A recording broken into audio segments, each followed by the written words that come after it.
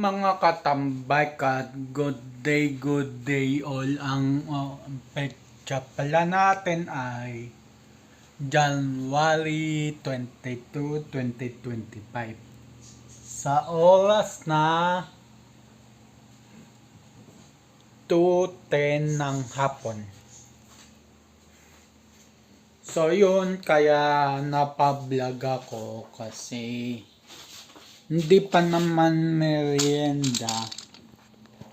Pero yun, ilagay ko muna yung tripod sa phone. At may ikikwento ko sa inyo about sa aking mga buhay-buhay. Yan.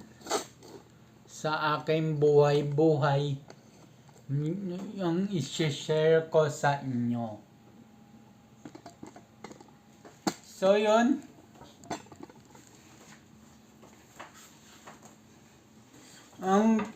Sa mga hindi pa nakakakilala sa akin, ang tunay kong pangalan, Conan D. Sontarok.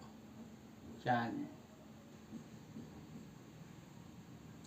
So, ang i-share ko about sa akin story. So, yun.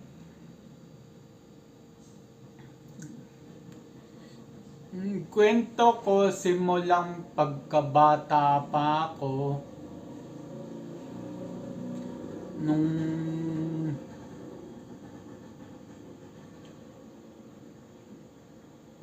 hindi ko muna siguro ikukwento about sa family ko. Masyado ng private yun. Yung sa akin na lang muna. Yung pagkapanganak sa akin, noong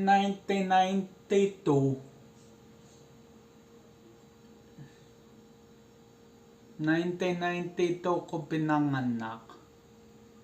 Dun sa Chinese General Hospital.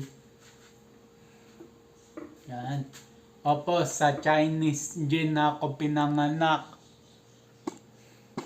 Pero hindi ako Chinese Doon lang hospital kung saan ako nilabas.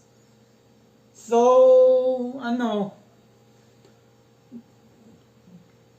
yata, parang pagkapanganak sa akin, edi okay na. Nakalipas ng 2 linggo, 3 or buwan, nakauwi na yung parents ko.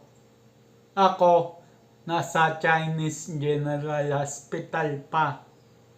Alam niyo kung bakit? Sa sobrang liit ko noon, sobrang gaang ko noon, kailangan pa ko sa isa lang sa incubator ng matagal. Hindi ko rin alam kung bakit nagkaganon. Kwento lang sa akin yun ng nanay ko. Nung nasa incubator ako, napansin nila na panay iling daw ako. Siyempre, naramdaman ko na rin yun na may dilaw na ilaw na malakas. Kaya ako nagpailing-iling. Naramdaman ko na yon. Siyempre, ayan na nga, tumagal ako sa incubator, mga sa 2-3 linggo, tumagal ako doon. Hindi ko na matandaan yung sinabi sa akin na timbang ko noon nung baby pa ako. Basta maliit ako noon, baby ako.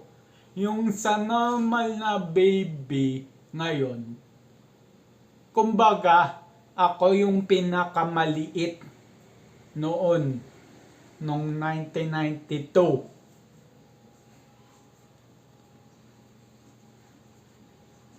So yun,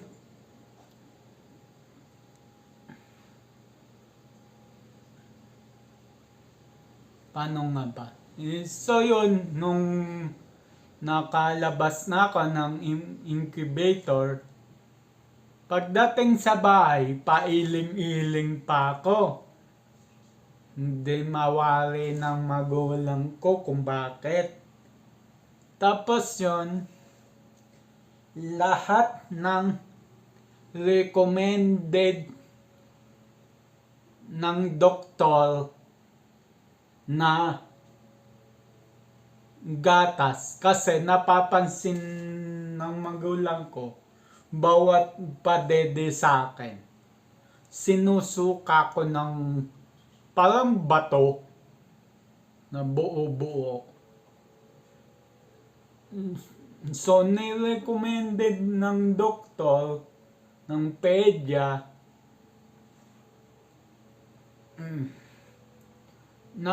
naka 20 times na recommended ng doktor ng gatas ko. Paiba-ibang brand. Kasi nga, suka sa brand na to, suka sa brand na to. So, hindi na lubos maisip ng nanay ko, ng mga doktor, ano nangyari sa akin. So, yun, buti, naisip yung ng nanay ko, is, dati uso pa noon, ewan ko ngayon, yung malaking lata ng S26. Yun, bumili ng nanay ko yun. Hindi malaki binili niya, yung maliit, para itry daw sa akin. Eh nung pagka-try sa akin, nahiyang daw ako. Hindi na ako nagsusuka ng stone, ng parang stone. So, nagulat yung magulang ko. Iisang gatas lang pala yung hindi magpapasuka sa akin. Sa dami-dami ng recommended ng doktor, ni reseta, binili, yung pala magpapatino sa akin, yung gatas na S26. Ewan ko kung uso pa yun ngayon. Yung lata na S26 na ano. Medyo mataba na punggok. Ewan ko kung uso pa yun ngayon. Doon, nahiyang ako sa gatas na yun. Aba, nung siyempre maliit pa ako yun na baby. Hindi normal na baby yung laki ko noon eh. Mas maliit pa sa normal na baby. So, nung nahiyang na ako sa gatas na yun, aba, nagulat sila, tumakaw ako sa gatas. Yan. Tapos, doon nila napansin, unti-unti ko tumataba, unti-unti ko nagkakalaman. Kasi nung baby ko, maliit ako, payat na payat ako noon. Tapos noon, ito na nga, nung nag-swimming kami sa may Taal Lake pa yun eh dati, nung araw, 1993 yun, Taal Lake. Ewan ko kung Taal Lake ba o Zambales, basta hindi ko mawari.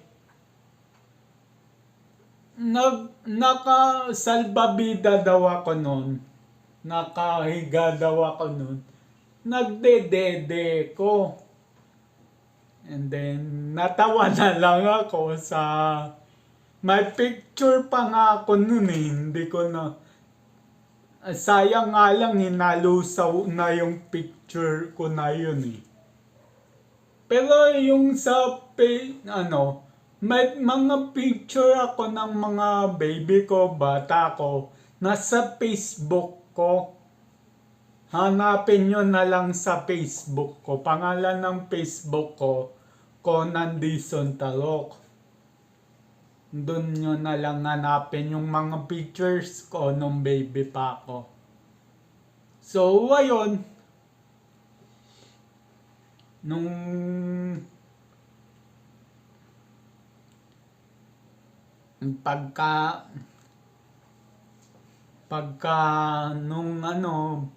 nung natapos na nga ako dun sa gatas, natapos na nga sa swimming pool na nakadede pa rin.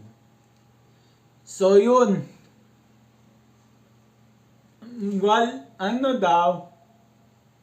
sabi ng mother ko, wala akong tigil sa kakadede. Kaya nag-eksperimento yung nanay ko. Yung tsupon ko na bote na maliit, nilagyan ng katas ng piniga yung talaga. Ay hindi, sinik yung yung ampalaya. E di napakapait yun. Nagustuhan ko pa rin. Yung shake na ampalaya na nasa tsupon. Ewan ko kung nilagyan nila ng asukal yun o wala. Hindi na sinabi sa akin yun. Pero nagulat daw sila. Mas tumakaw pa ako. E di, nung sumunod, nung lumaki-laki na ako,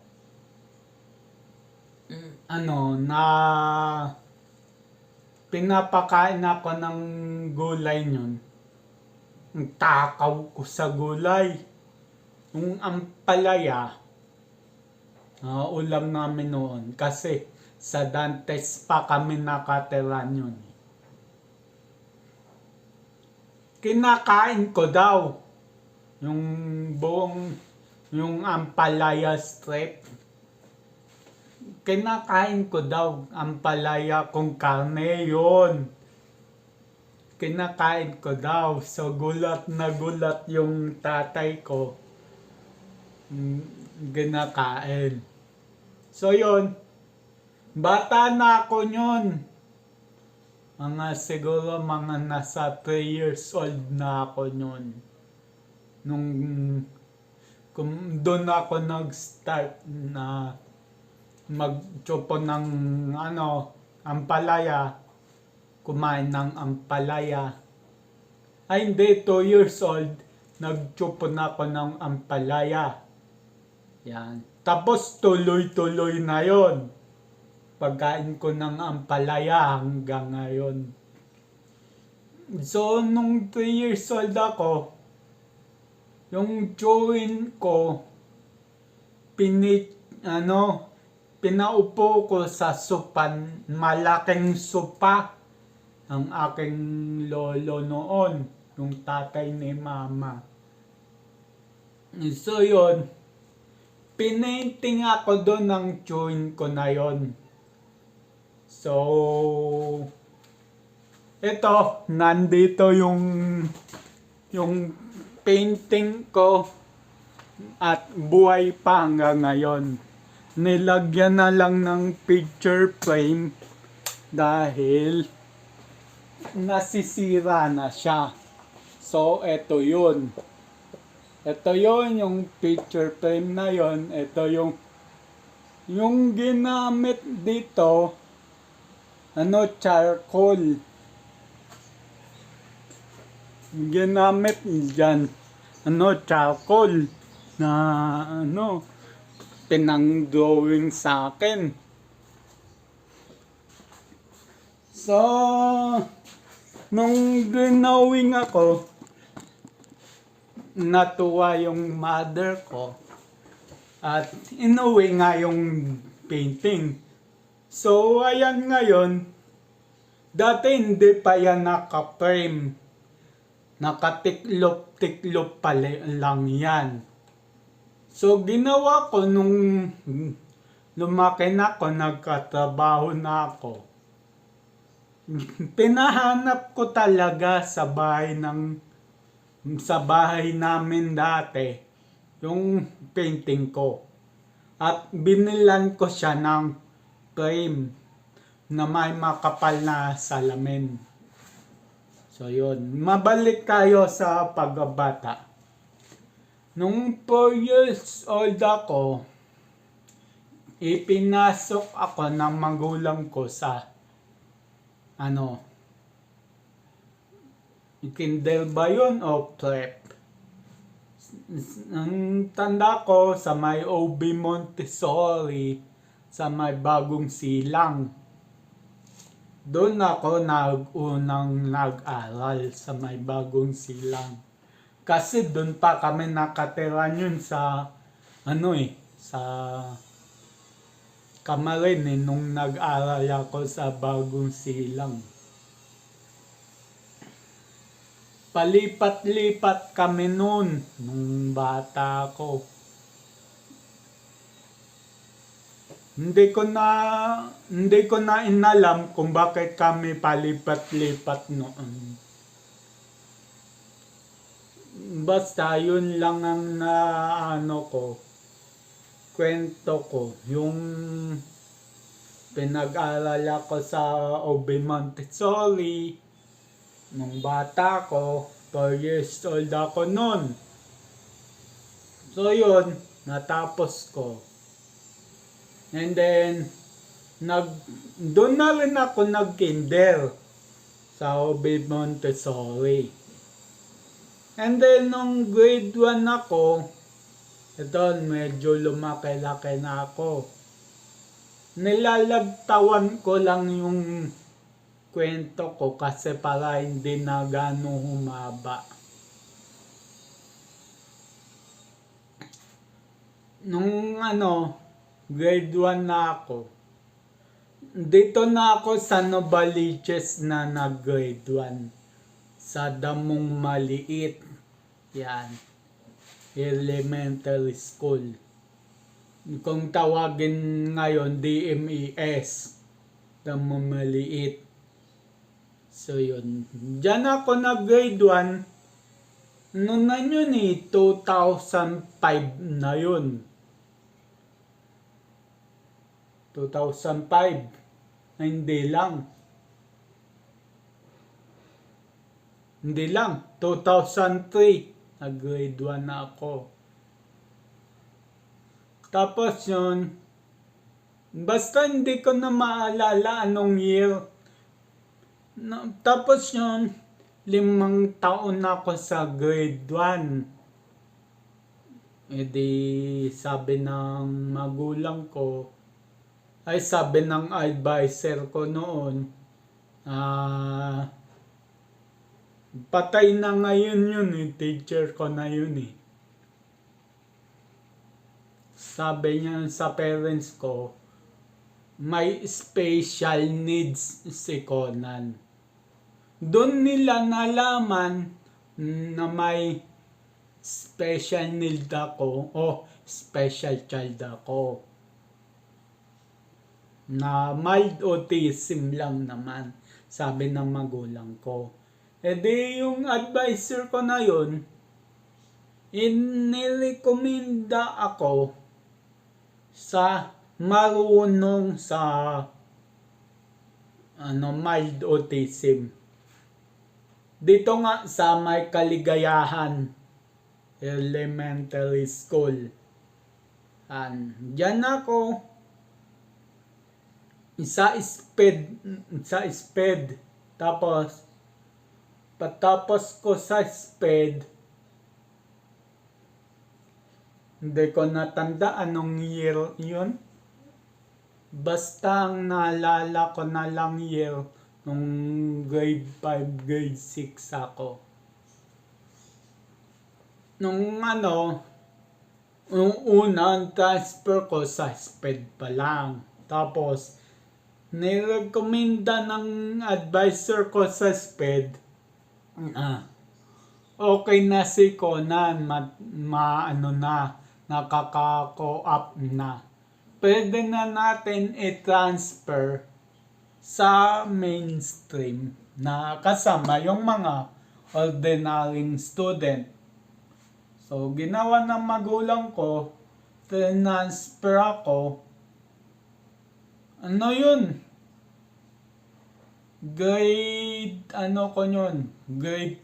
2, grade 3, grade 4. So, yun.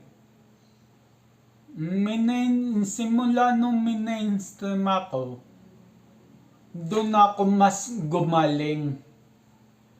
Ang pagkaalala ko, may competition ng math tsaka ng English.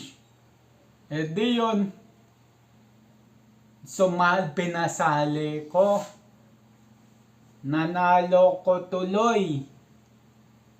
Yan, nanalo ko. Yan. Nandito pa yung mga medalya ko. Nanalo ko sa math, English, tsaka sa running. Opo, sumali po ko ng running.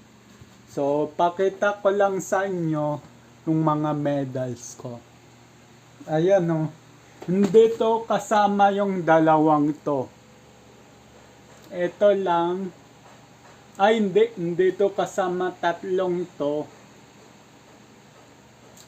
Ito lang, tsaka itong nag-iisang to. So, yan. Itong tatlong to, hindi nakasama.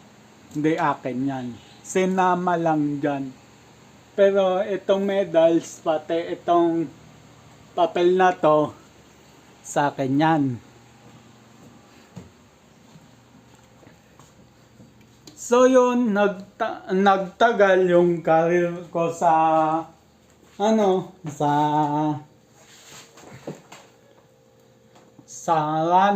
sa math, tsaka sa English.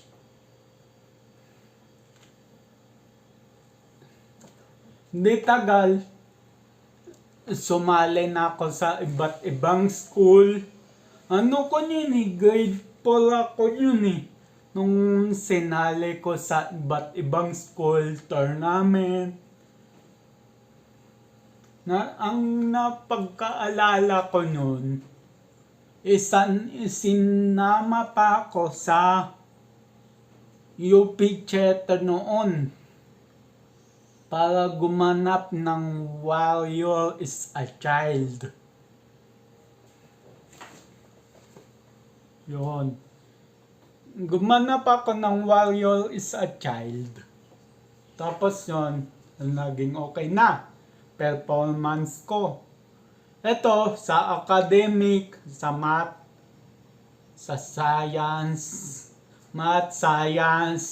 English, Filipino, basta yun, 4 na yun. Sinalihan ko, math, English, Filipino, science. So, napalalunan ko lang yung math tsaka English.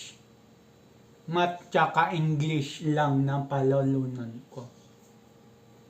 Tsaka yung running, long jump, yan.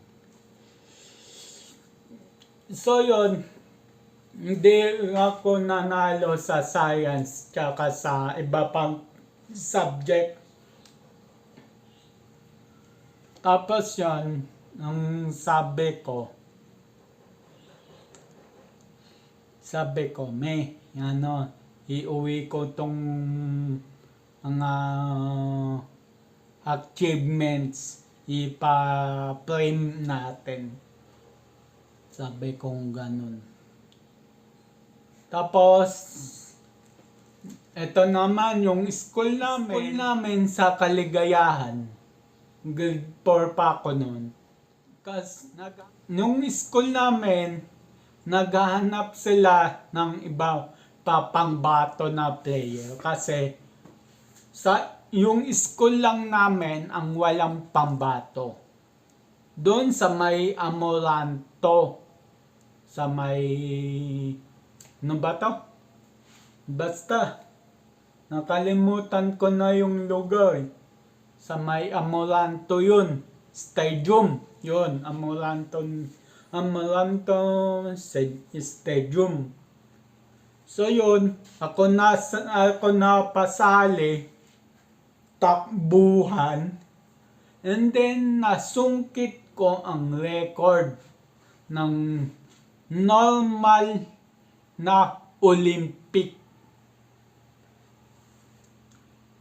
Nanalo ko dun sa running tsaka sa long jump.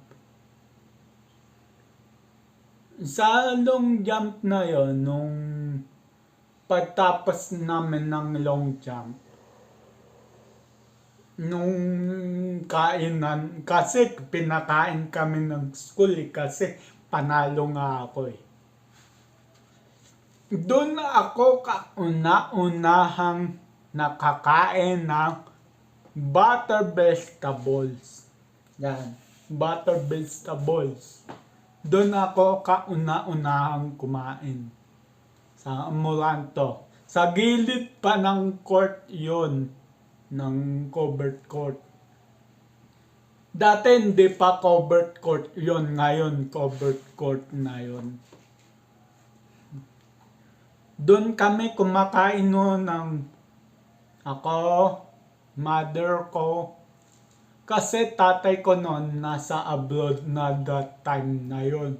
Grade 3, grade 4, grade 5, grade 6, grade 7, grade 8. Ay hindi, wala pang 7, 8 yun.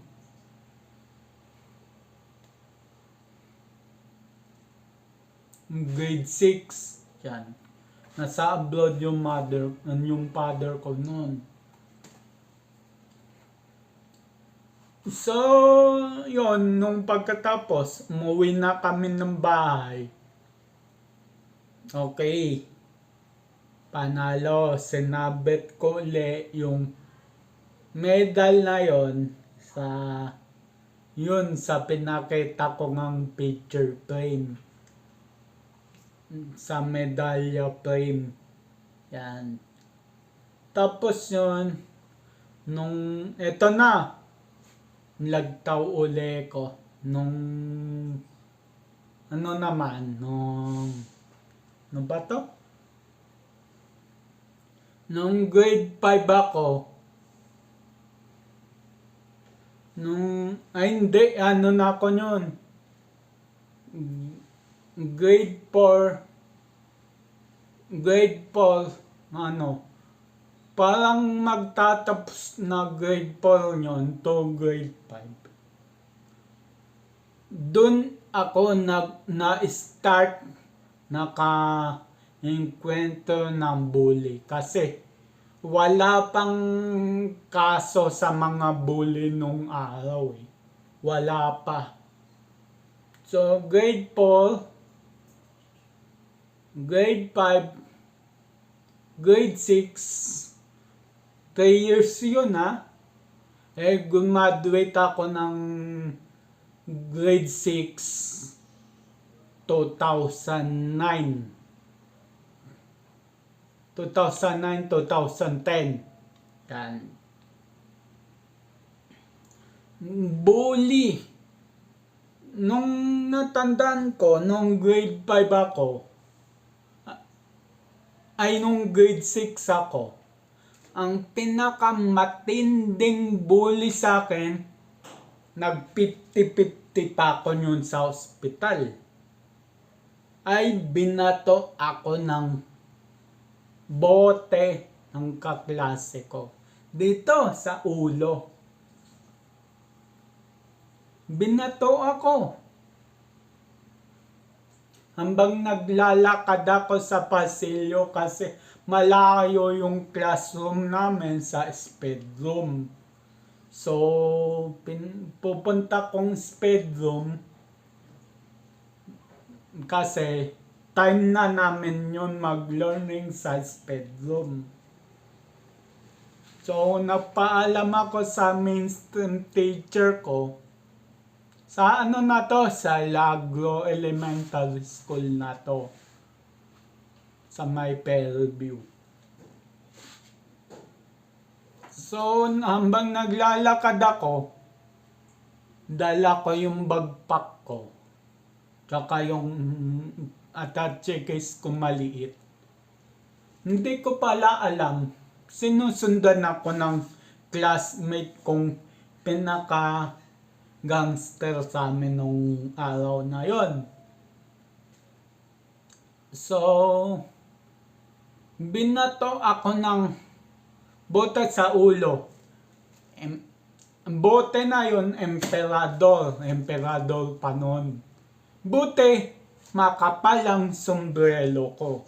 Kung hindi, butas ang ulo ko. So yun, pagkabato sa akin, baksak ako, nahilo ako.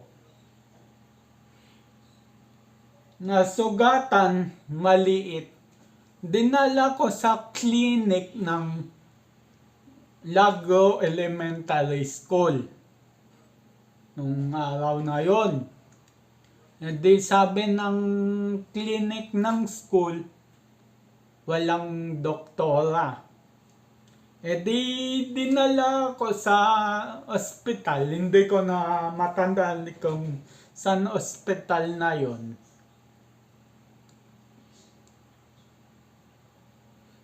Doon, ginamot yung sugat ko. May nakita, may nakalusot na bubog sa loob. Nakasombrelo ko nun. Yung butas ng sombrero sa likod, doon lumusot yung bubog. So, aray ako ng aray. Kala ko mababaw lang dito. Dito, medyo malalim. Di tinahi yung sugat. Naalis yung bubog, and then tinahi. Tapos yung nung classmate ko na yun na nambato, ay hindi pumasok kinabukasan, 1 linggo, 2 linggo, hindi pumasok.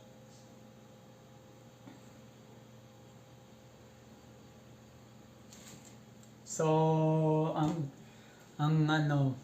sabi ng teacher, pag hindi pa pumasok to, idadrop ko. Ganun pa yung araw pagka hindi pumasok, idadrop Ewan ko kung meron pa yun ngayon. Tapos yung magulang ko, edi umokay na. Nagkareguluhan na. Ang sobrang sama ng loob ko nung that time na yon. Sa isip-isip ko, Pa, bakit nyo inareglo? Pero hindi ako nagsasalita nyo. Nakatingin lang ako sa nanay ko. Tsaka nung sa video call sa tatay ko.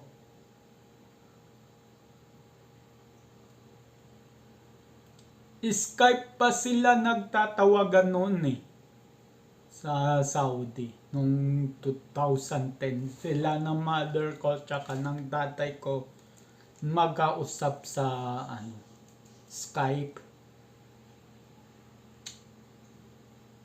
Sobrang sama ng loob ko noon kasi napag-desisyon na nila na aregloin na lang. Nakinig sila dun sa kabilang panig. So ako hindi tumigil nun. Hindi ako tumigil nun.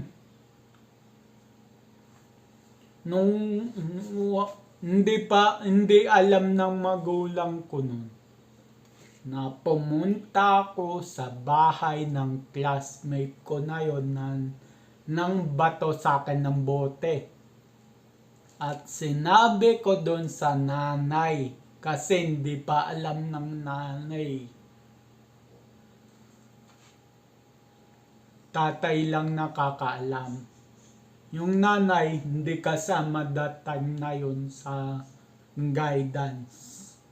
Tsaka yung lola. E di sinabi ko sa nanay tsaka sa lola. Galit na galit yung nanay tsaka lola doon sa classmate kong nang bato sa akin. So, anong nangyari? Ililipat daw ng school or hindi na pag-aaralin yung bata. Yun nang bato nga sa akin. So, nagmamakawa yung classmate ko na magbabago na daw siya basta pag-aralin. E di yun, naawa naman yung nanay tsaka yung lola. Pinagpatuloy pag-aral. Nagbago, simula yun, bumait sa akin. Pero hindi rin nagtagal yung bait na yun.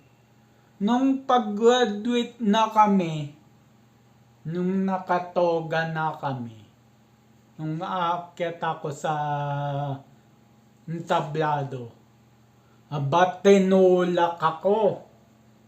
Sakto, basa-basa pa yung entablado kasi kakaulan lang yun. E di,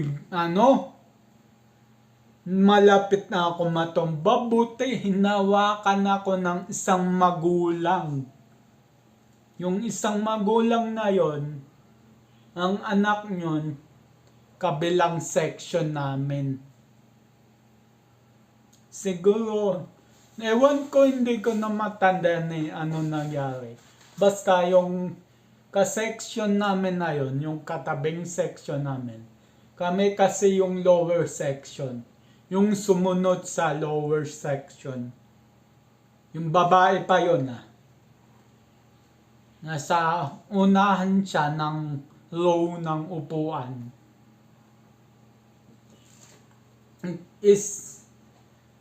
Tinulungan ako para hindi mabasa yung toga ko. Nabasa lang yung laylayan ng toga. Means okay lang yun. And then, napatingin ako sa classmate ko na yon. Sabi ko, di ba nabago ka na? O pakitang tao mo lang yan? Sabi kong ganun. Masama pa ako nung araw na yun Ginawa ko, siya. Napansin din ng nagsasalita sa entablado, pati ng principal, napansin din yun, yung pagtulak sa akin na yun. Ginawa ko, pagbaba namin, nung hinubad niya na toga niya, kasi nainitan na siya. Nung paghubad ng toga, hindi naman ang taas ng entablado namin. Siguro nasa 5 feet. Nasa 3 feet. Taas. Mga mga kasing taas nitong upuan ni Black Pogi. So, yun. Nung nasa unang baitang na, kasi mababa yung baitang namin eh. Yung pakyat ng tablado. Ilang baitang yun bago makarating sa tablado? Mga 5 or 7 baitang. Nung nasa unang baitang, dun ko sinipa. Pero hinubad ko naman yung sapatos ko. Sinipa ako, hindi subsob. Buti kami hindi simentado yung namin, stage namin nun.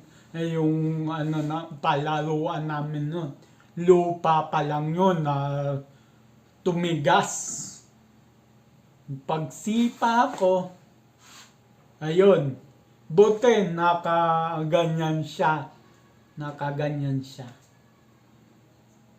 Tapos, sabi ko, nagpatawa pa ako. Sabi ko, peace lang, ganti-gantihan lang. Gumanon ako. So yun nga.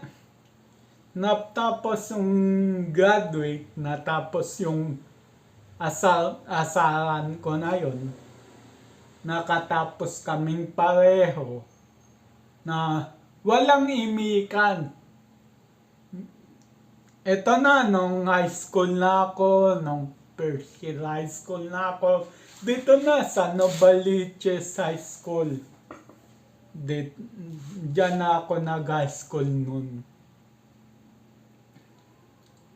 So, yun. Nag-chat sa group chat namin yung mga batch namin ng grade 6 2010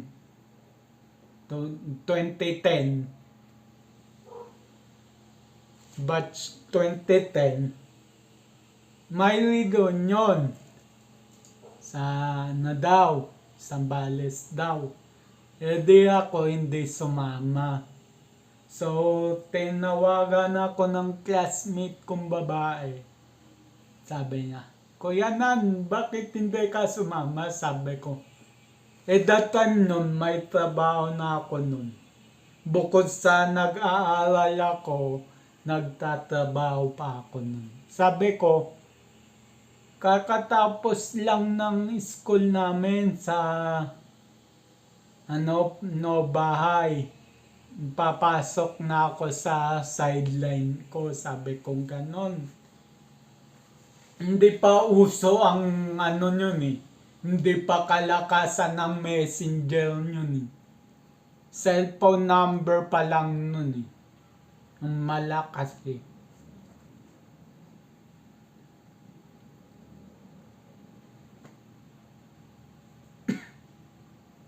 So, yun.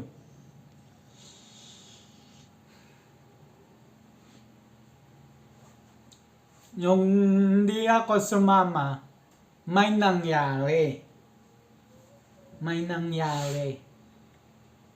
Etong classmate ko ng bato sa akin, ng bote.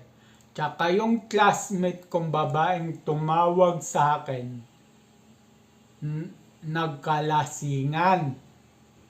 Patapos yun, ito na may nangyari na sa kanila.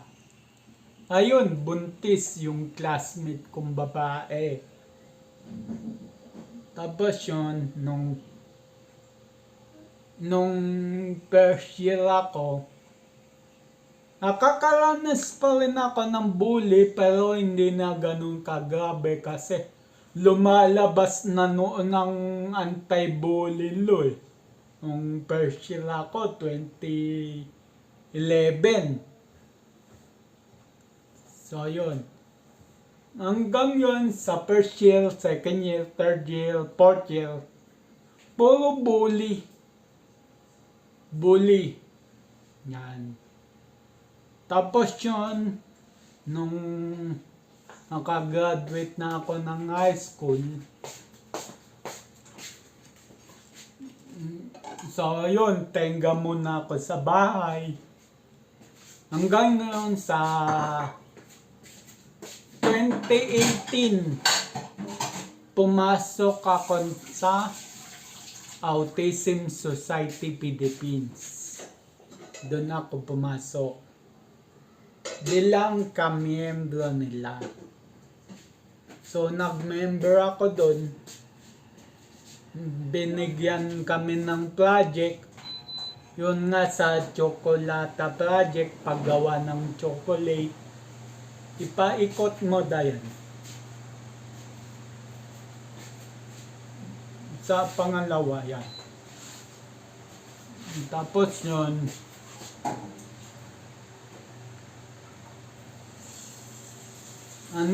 nung natenga ko rito sa bahay, nag-iisip-isip ako yun, saan kaya ako makakapasok ng trabaho? Hindi naman ako nakapag-college.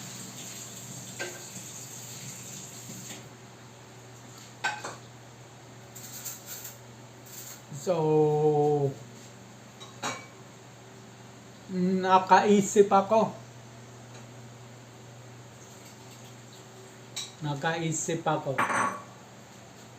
Nung naisip ko na yon, sabay na patawag si ASP ng project.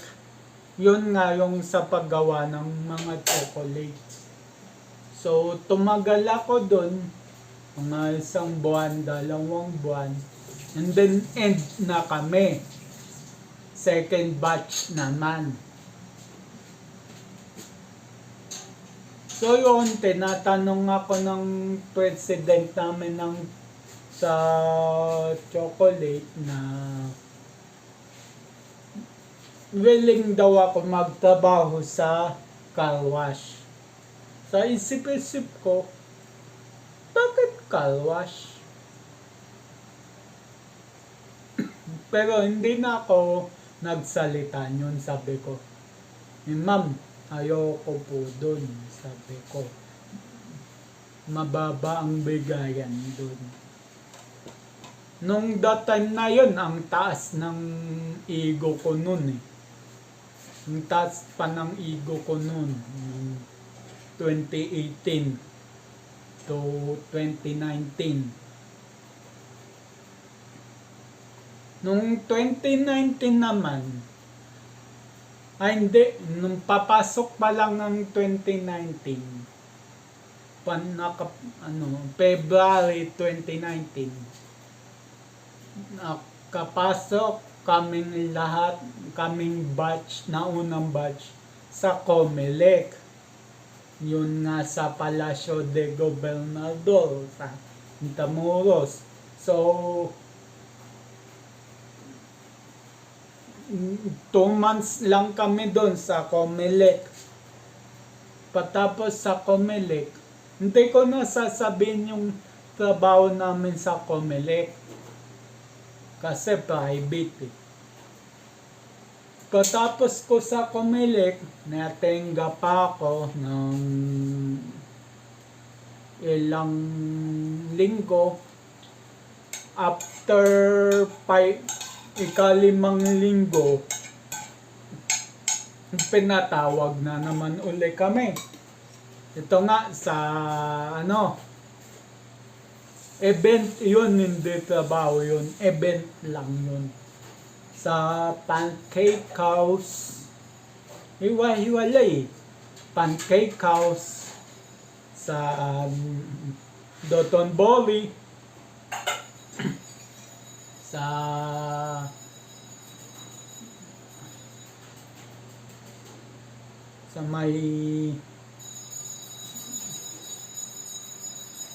may Sogo Hotel. Yun, mga event namin. Tapos tenga uli kami. Patapos 2 linggo pa lang, pinatawag kaming lahat sa Save More. Yun nga ang naging trabaho ko sa Save More Santa Mesa. Sa may building ng Mesa 2, kay SMDC building na yun Mesa 2. Sa baba yun, Save More, doon kami. Nakatagal ako ng 3 buwan doon. And then, wala na. Patapos ng Save More, wala na. Tigil na kami lahat. Next batch naman. Tapos, nung ako, siyempre, nag-set apply ako. Kailangan ng endorsement from ASP. Ini-email ko yung ASP. Ini-email ko, tinetext ko, tinatawagan ko kung ano nang update sa COE ko ng Save More. Walang update. Kung hindi pa sila kinulit ng nanay ko, hindi pa maglalabas ng COE. Kung paglalabas ng COE na yon, sakto yung in-applyan ko, nakahanap na ng bagong tao. So, tangga na naman ako. So, paunti-unti na ako nagtampo nun kay ASP. Sakto yung card ko sa kanila ng ASP, expire na. So, doon ako nag-decision na wag na i-renew si ASP. Kasi nagtampo ko na malala doon. Paulit-ulit na lang kasi nakaka-email, tawag, chat para lang sa COE ko. Nung nabigay na yung COE ko, kung di pa sila kinulit ng mother ko, tapos na. May tao na sa in-applyan ko. So, nakakaasar lang, nakakainis lang sa part na yun. So, sakto, expire yung ID card ko ng ASP. So, sabi ko, wag ko na i-renew, pabayaan ko na lang. So, madali sabi, pinabayaan ko na lang siya. Hindi ko na ni-renew. Nung hindi ko ni-renew, lahat ng tao sa ASP, tinaboy na ako. So, sabi ko, mabait na ako that time na yon, nag-church na ako that time na yon. Sabi ko sa kanila, okay lang, may mahahanap pa naman ako na hindi endorse ng ASP.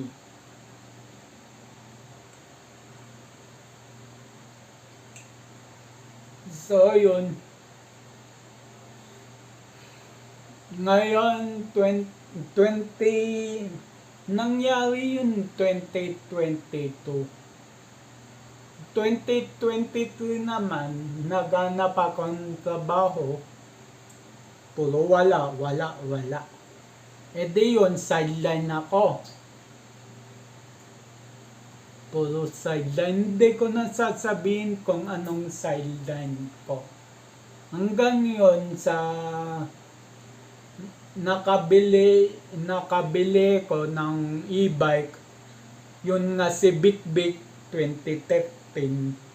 Ano ko yan nabili? Mga December. Ay hindi, November 2013. 2013 ba? Hindi, 2014. November 2014.